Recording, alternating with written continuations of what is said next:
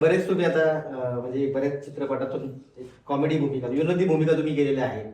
पण बोलपटांचा मूकनायक मध्ये फत्तेलाल यांची भूमिका करताना इतिहास आणि अभिनय याचा समतोल कसा साधला? त्याचं म्हणजे तुम्हाला सांगू का की आमचे एक मित्र ते वीरेंद्र वळसंकर ते डिरेक्टर होते त्याचे.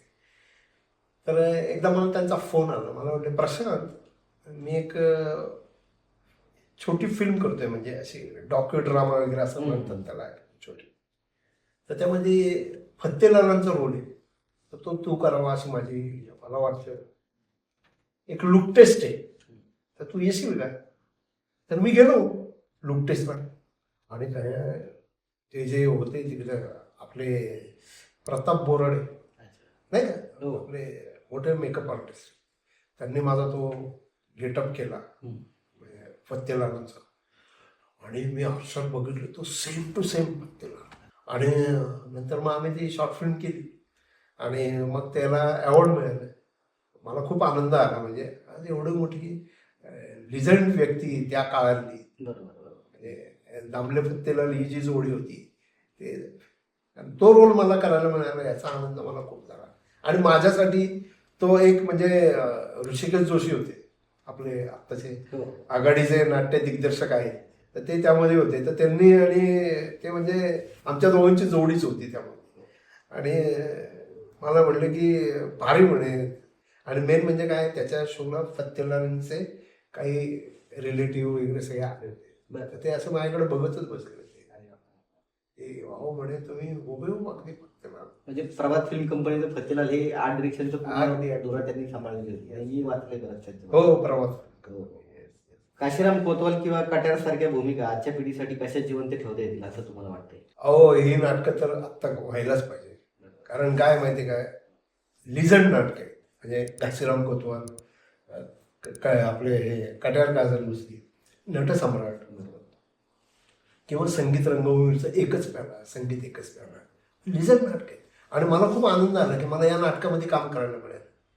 म्हणजे उपेंद्र दातेंबरोबर मी नटसम्राट केलं, डॉक्टर लागूंबरोबर मी नटसम्राट केलं. म्हणजे तो आनंद तो फार वेगळा. म्हणजे तुम्हाला मी सांगतो, सुरेंद्र गोखले म्हणून आपले प्रोडक्शन किंवा प्रकाश योजनाकार, म्हणजे सगळं काही ते बघतात ते. तर त्यांनी मला एकदा फोन करून सांगितलं की अरे ते नटसम्राटवरती एक DVD निर्माण करतोय, तर तिथं त्यांना एक कॅरेक्टर, तर मी तुझं नाव सुचवलंय, तर तू ये म्हणे, तिथं डॉक्टर लागू आहेत म्हणे, आणि ती खूप मोठी म्हणजे DVD होणार आहे. तर मग म्हणे ते ऑडिशन वगैरे घेतील. आणि तर त्यांनी काय आलं, त्यांनी आधी सांगितलं होतं की यांनी नटसम्राटमध्ये काम केलं.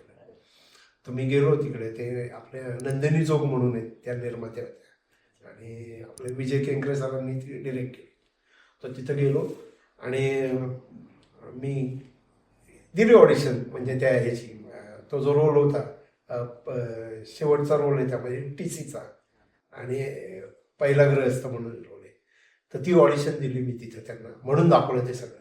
आणि मग लागू समोरच बसलेले सगळे शांत एकदम, कारण डॉक्टर ठरवणार ना की काम कोण आहेत, काय आहेत कलाकार.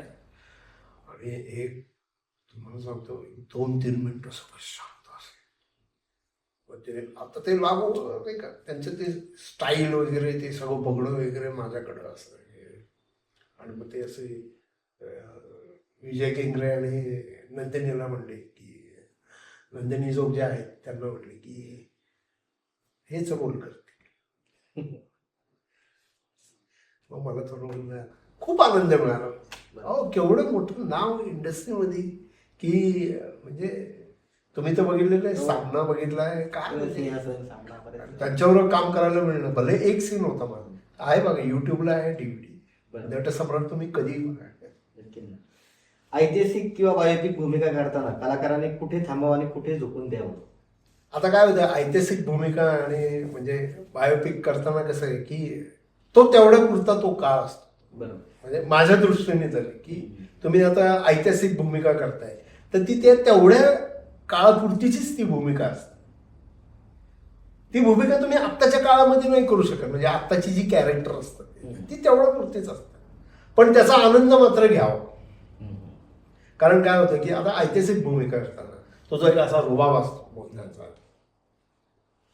बरोबर. म्हणजे ते आता ऐतिहासिक करतो धनुष्यबाण इथे हे जे काय असं बोलणं असतं आणि ह्याच्यामुळे काय होतं की तुमचा आवाज जो असतो तो पण असा थ्रो मोठा होतो.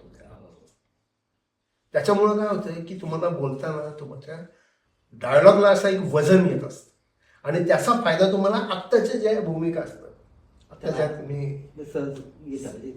तिथं मग तुम्हाला त्याचा बेनिफिट मिळतो काम करताना. तर ते सगळ्यात महत्वाचं असतं. म्हणून ते काम करणं पण महत्वाचं आहे. त्या निमित्ताने एक अभ्यास होतो. अभ्यास होतो आणि दुसरं काय माहिती का की एक मजा असते हो.